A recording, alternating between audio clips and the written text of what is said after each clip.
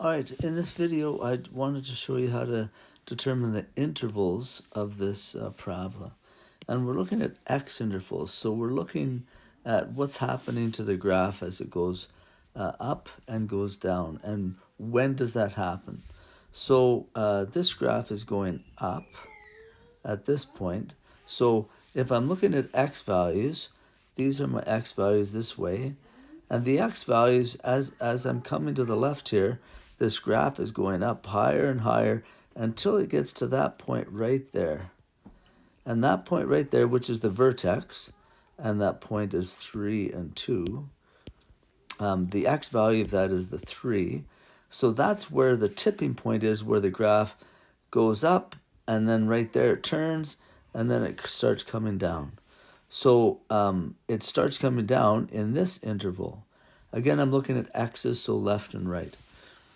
So this graph increases, that's this part, and you can think of it as being, it starts way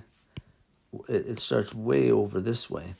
But so the graph is increasing as it goes from negative infinity all the way up to 3.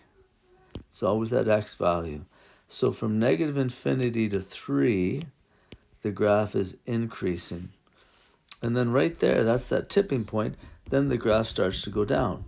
And again, it'll go down forever that way. So from 3 over this way, the graph is starting to go down.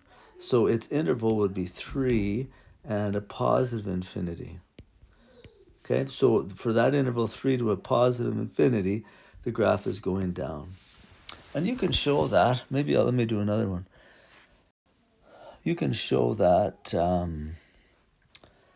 that it goes down forever if you make the graph a little bit bigger.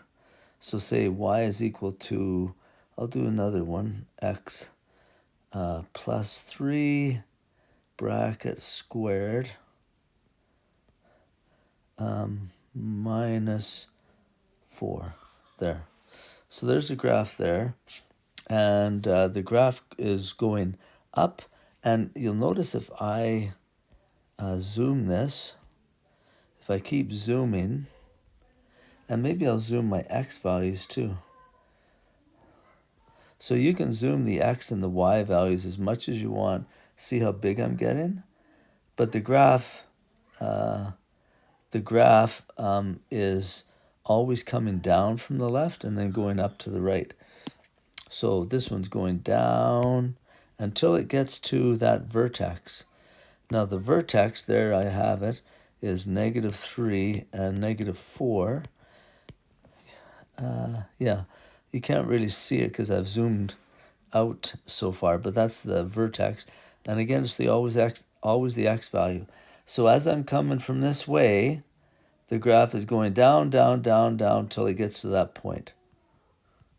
Then at that point, at this point right there, it changes from going down to going up. So from negative infinity all the way to negative 3, for that interval, the graph is going down.